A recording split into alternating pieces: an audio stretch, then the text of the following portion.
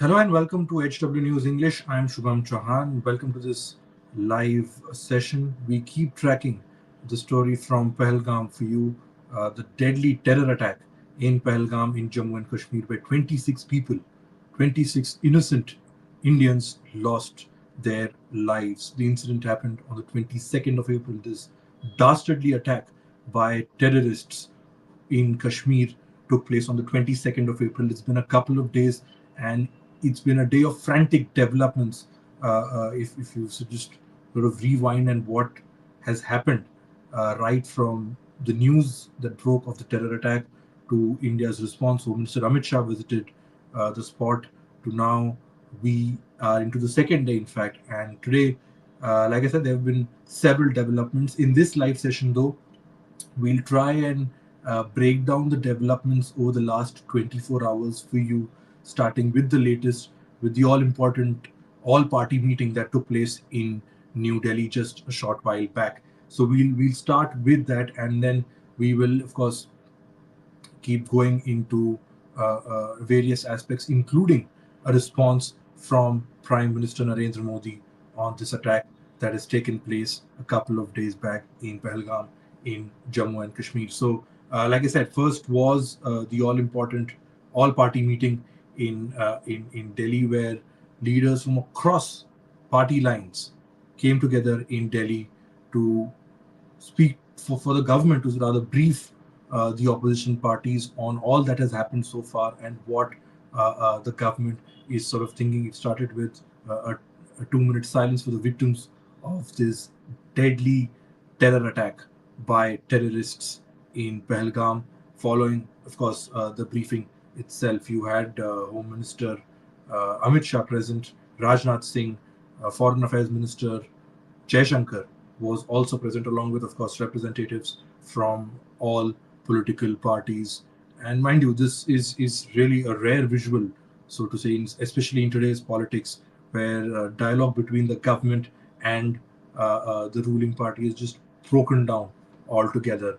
But you saw leaders like Rahul Gandhi, leaders like Mallikarjun Kharge coming together and standing with the government in this very tough time for India. That we've just seen horrific, heartbreaking, gut wrenching scenes play out over the course of the last 2 days. Like I said, at this meeting, top ministers, including the finance minister, health minister JP Nadda, Nirmala Sitharaman, Amit Shah, Rajnath Singh, S. Jaishankar, top leaders, top ministers of the Modi government were there to brief the opposition on all that has happened so far and what the government is thinking. So this was what you just saw on your screen were the latest visuals from this meeting. The meeting has ended. What we are given to understand, Rahul Gandhi has made a comment saying that the opposition is with the government when it comes to whatever the government decides to do next to avenge the loss of these lives and ensure that the terrorists sort of get the treatment they deserve. That was the statement coming out from the opposition camp.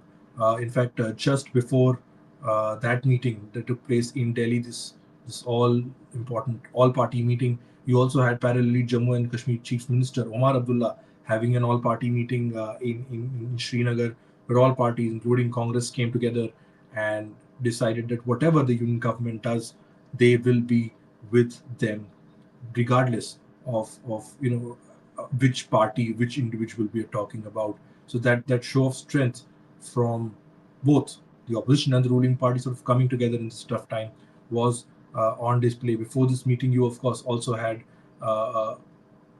this visual on your screen of Home Minister Amit Shah, Foreign Minister Dr. S. Jaishankar, and India's President Draupadi Murmu being sort of meeting in Delhi. Home Minister Amit Shah and Foreign Minister S. Jaishankar briefed the President of India on all that has happened so far. Remember, the President of India is the Supreme Commander of the Armed Forces in India. So uh, any and every military action which is not being ruled out at the moment from India's side when it comes to dealing with Pakistan, all of that has been is been talked about, and of course the briefing was part of the larger protocol in terms of whatever has happened. You see ministers like Mr. Amit Shah and S. Jaishankar, briefing the President of India, Draupadi Murmu, on this attack that has taken place in Kashmir a couple of days back. Meanwhile, over in Pakistan, you also had their Cabinet Committee on Security meeting headed by Prime Minister Shehbaz Sharif. That meeting also took place uh, where a few decisions were taken, and I'll come to those decisions in a moment in terms of what Pakistan has decided to do following India's actions. These visuals on your screen are from Islamabad, where this meeting took place, and Pakistan has decided to take some action uh, at hitting back to India effectively, which sort of India has been very clear that um, Pakistan will have to mend its ways. But and I will come to what the actions are, and just as this meeting was taking place in Islamabad, where Prime Minister Shehbaz Sharif, Prime Minister of Pakistan, decided to take some retaliatory action, so-called, against India. In India, at the South Bloc, at the Ministry of External Affairs, in a highly unprecedented move, rather, in recent years, you had ambassadors of various G20 countries, including China, including Canada, being briefed by India's Foreign Secretary Vikram Misri. So around 5-6 p.m. there was a convoy that you could see these large convoys making their way to South Block. That's where the headquarters of the Ministry of External Affairs is. Countries like Germany, countries like Poland, countries like UK, Russia, all these countries, and this was part of a larger attempt of India to sort of shore up international support and tell the world what Pakistan and its backed terrorists are really up to, particularly the scenes we saw, the chilling, the unfortunate, and like I said, upsetting scenes in Kashmir, in Pahalgam, a couple of days back. These were the visuals. You had envoys coming in from different countries, where India's Foreign Secretary Vikram Misri briefed on whatever has happened so far. That is what happened in this evening, in the lead up to the all party meeting. Other than that, if you sort of further go back earlier today, the Congress working committee met in New Delhi. Remember, this meeting took place following the return of Rahul Gandhi. He was abroad. He returned to India last night, and this meeting took place where the party passed a resolution condemning the attack on innocent civilians. This dastardly terror attack on innocent civilians by terrorists from across the border, and the party has said that they will stand by with the government. They'll stand with the government, and whatever decision they take, and we'll play those pictures up for you. But like I said, just to sort of clarify what have sort of put it in perspective as to what all has happened, and you will see these slides on your screen. So, like I said, the first meeting that Pakistan had following India's actions last night, Pakistan has decided to cut all trade ties with India to and from any third party through Pakistan stands suspended. The Pakistani airbase is being shut for all Indian-owned and Indian-operated airlines. The Wagah border has been shut. Remember, this was a measure that India announced from its side last night as well. It suspended SAARC visas for Indians, something that India has done as well, reducing Indian diplomats in Islamabad to 30 again, sort of mirroring the actions that New Delhi took, and it announced last night following a meeting of the Cabinet Committee on Security chaired by Prime Minister Modi. This was among the key takeaways. Meanwhile, Pakistan has said that all bilateral agreements, including the Simla agreement, have been suspended. Now, this agreement of 1972 is pretty critical because this agreement effectively legitimizes or puts it in paper that there's something called the line of control. Now, what happens next, of course, we'll have to wait and watch. And Pakistan has rejected India's big move on the Indus Waters Treaty. It said that any diversion of water will be considered an act of war. Remember, this was a treaty that has been in place for decades, and it has seen three wars, and yet no government all these years decided to revoke or suspend this treaty altogether. But given the actions we saw in Kashmir a couple of days back, New Delhi has decided to suspend that, and this means 80% of sort of the water that comes in through this through the rivers from India to Pakistan. Pakistan will and is expected to face a huge shortage of water, be it irrigation, be it for drinking or other purposes. That move is expected to hurt Pakistan. This India's decision to suspend the treaty altogether is expected to give Pakistan a huge blow. A country that is already struggling for basic necessities, this is also expected to add to the list of miseries of Pakistan. And of course, lastly, Pakistan has pledged a full spectrum national power response to any threat against Pakistan's sovereignty. Meanwhile, coming back to India, like I said, India has been doubling down on its effort, effectively saying that enough is enough as far as Pakistan and its actions and its support for terrorists and terror organizations is concerned. India today announced that all existing valid visas issued by India to Pakistani nationals stand revoked starting 27th April 2025, that is 3 days from now.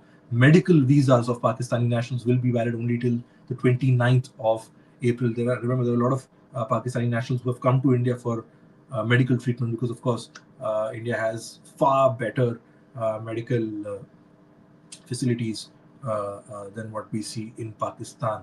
And Indians have been strongly advised by the Ministry of External Affairs to not travel to Pakistan, and those already there have been urged to return at the earliest. The other pointers, like I said, for Foreign Minister Dr. S. Jaishankar, Home Minister Amit Shah have briefed President Draupadi Murmu on all that has happened so far. The MEA has also briefed ambassadors of select G20 nations, including Germany, Japan, Poland, UK, Russia, China, and even Canada for that matter. And the latest that we have at the moment is Indian Army Chief, General Upendra Dwivedi, will be visiting Baisaran on the 25th of April, that is tomorrow.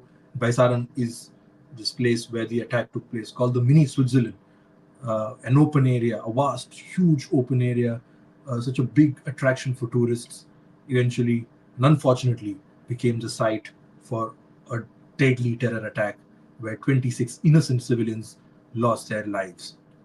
So the army chief will be visiting that place tomorrow to hold a security review meeting and sort of take stock of the situation and see where things sort of things stand. So that is what we have in terms of the latest developments. Again, going slightly back to early afternoon, what happened? Like I said, the Congress CWC meeting happened, but the big statement, and which I will play out for you right now, is from Prime Minister Narendra Modi. He was in Bihar on celebrating National Panchayati Raj Day.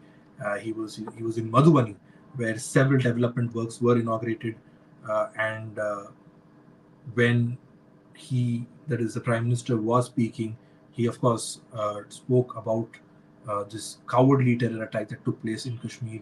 He started with a 2-minute silence for those who lost their lives and for their loved ones to overcome this irreparable loss.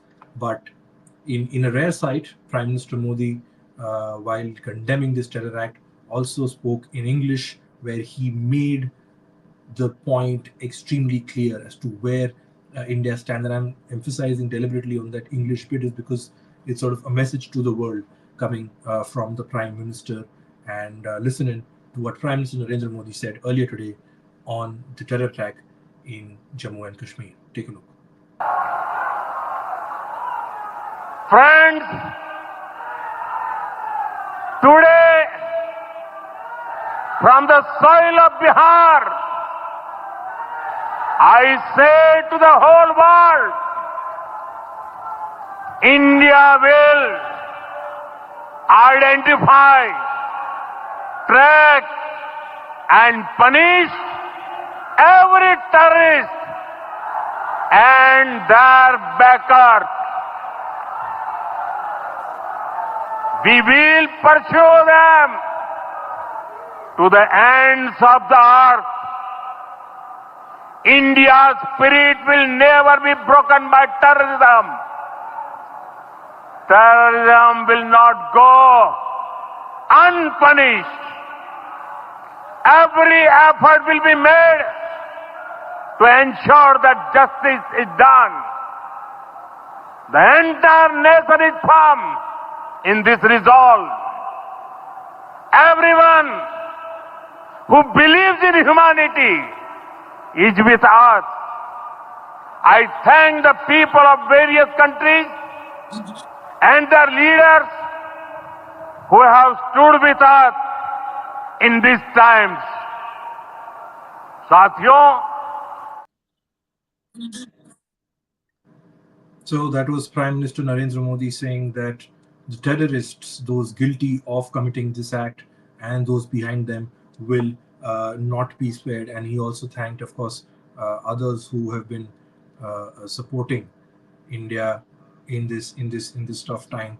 World leaders have called up Prime Minister and conveyed their condolences to the ones who lost their lives, and that they stand with with India. That is what the message from the Prime Minister was. And of course, last night, MEA, following a meeting of the CCS, which is the Cabinet Committee on Security, which was chaired by Prime Minister Modi, Home Minister Amit Shah, Defense Minister Rajnath Singh, National Security Advisor Ajit Doval, External Affairs Minister Dr. S. Jaishankar, all of them were present, following which India made some stance, some of their decisions public, including suspending the Indus Water Treaty and, of course, uh, scaling down their diplomatic ties with Pakistan. Early this morning, you saw protests taking place in near the Pakistan High Commission in New Delhi. You had BJP workers and, of course, several people out on the streets demanding justice. And in terms of what we saw, the crime and how India has sort of reached a breaking point when it comes to terrorism and being inflicted with these wounds repeatedly, especially from a country like Pakistan, which on paper still continues to deny any role whatsoever. But again, that's the picture is out there for everyone to see. These protests that you're seeing near the Pakistan High Commission, where India has massively scaled down its staff back in Islamabad and here as well. Um, the larger point being that diplomatic ties with Pakistan are now being downgraded, and the suspension of the Indus Water Treaty is being looked at as a serious blow to start sort of a starting point for India to start crippling Pakistan and start hitting them where it hurts. That is what happened. And of course, the Congress CWC meeting that I told you about. I'll quickly play one bite from Congress General Secretary Organization KC Venugopal on what he had to say on the resolution that was passed by the Congress Party at their CWC meeting attended by Lok Sabha LOP Rahul Gandhi, the President Mallikarjun Kharge, and other leaders. Here's what KC Venugopal had to say. This cowardly and calculated act of terror, masterminded by Pakistan, is an assault, direct assault on the values of our republic. The deliberate targeting of Hindus was done to inflame passions across the country. We appeal for calm in the face of this grave provocation and reaffirm our collective strength in the face of adversity. The CWC appeals for calm and reaffirms the Indian National Congress' long-standing resolve to combat cross-border terrorism with determination and unity. In order to demonstrate the collection will of the nation, the CWC also pays tribute to the local poniwalas and tourist guides, one of whom was martyred while selflessly trying to protect the tourists to uphold the idea of India.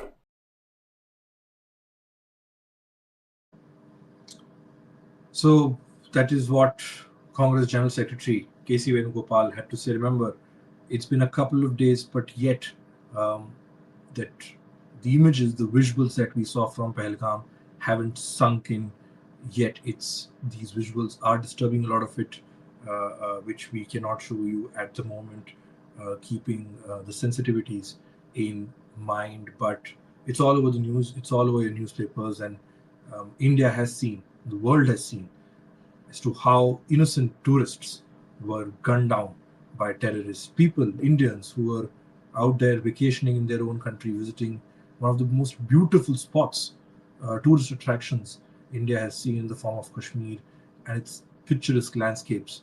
And it was in that moment when innocent people enjoying their vacation, had to pay The price, of course, the details, something that we've gotten you in the last 24 to 48 hours, how this attack was carried out, how men were targeted, and how eyewitnesses say that the men were asked about the religion. They were apparently also asked to pull their pants down, and that's how the religion was identified.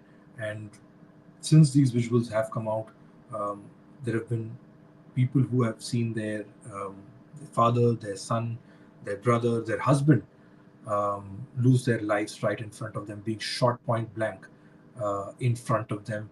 And there were people from across the country. You had tourists from Maharashtra, Assam, Karnataka, Andhra Pradesh. You name it, West Bengal, Uttar Pradesh, Madhya Pradesh. You had people from all parts of the country who had gone out to enjoy, and you you could see all these stories playing out on how young married couples, just 5 6 days old, who just got married last week, had gone for their honeymoon, and things didn't remain the same. And we will try and play those visuals for you when the mortal remains of those who passed away, who were killed brutally by terrorists in this attack, started coming back to their respective hometowns. And these visuals are from all over India. You can see these gut-wrenching scenes. These are from Kolkata, where one person was shot dead. You can see the family, and there's very little to talk about these visuals. These visuals really talk. The story is out there, and there's very little that one can do. And of course, emotions, like I said, have been running high in India for the last 48 hours. These visuals are, in fact, this visual is of Lieutenant Vinay Narwal from Haryana. He had just gone there after being married with his wife, newly married wife. He'd gone there, and there he was shot dead. And of course the family, that visual, that one iconic visual, that will haunt a lot of people for days and weeks and months to come, of Lieutenant Vinay Narwal's wife sitting next to her husband's lifeless body, and that photo is something that still gives goosebumps to a lot of people, and that is how brutally they were killed. In fact, I'll try and play one of the visuals of his sister speaking to the Chief Minister of Haryana, Nayab Singh, saying, "Just take a look, and then we will come back." वो जिंदा था तब तक कोई नहीं आया वहाँ से। अगर कोई हेल्प होती, आर्मी होती तो मेरे को बच सकता था। कोई नहीं आया वहाँ पे, कोई नहीं आया। जस्टिस मिलेगा। I want them dead। जिन्होंने मेरे भाई को मारा मुझे वो dead चाहिए। बिल्कुल वो मरेगा जिसने मारा वो मरेगा।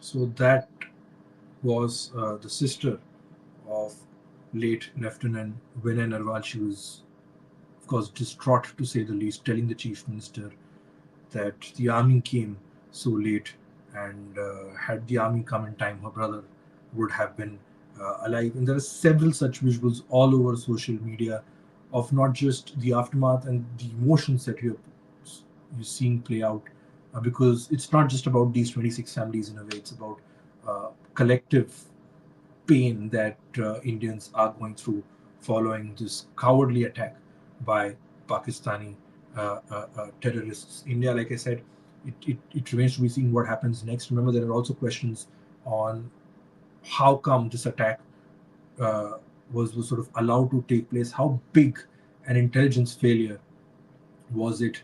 All of these questions would also need answers in the days to come.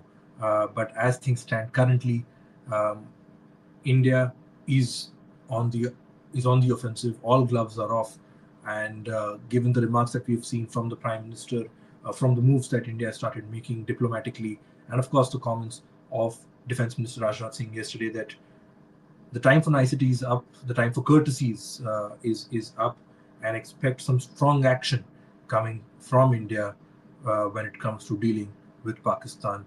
And given what they have done, the kind of wound that they have inflicted yet again on innocent Indians, one of the worst terror attacks in Kashmir in recent years, especially post the abrogation of Article 370 on the 5th of August 2019. So the story is not done yet.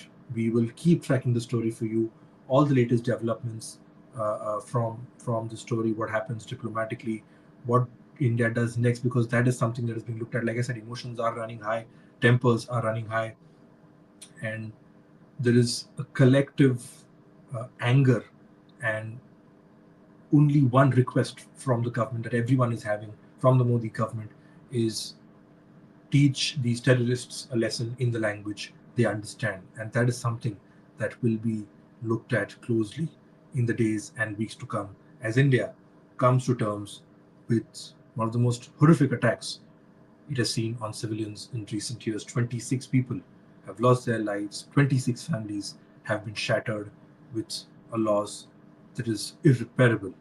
And like I said, we will be tracking these developments for you. We'll keep an eye on whatever comes our way in terms of the information.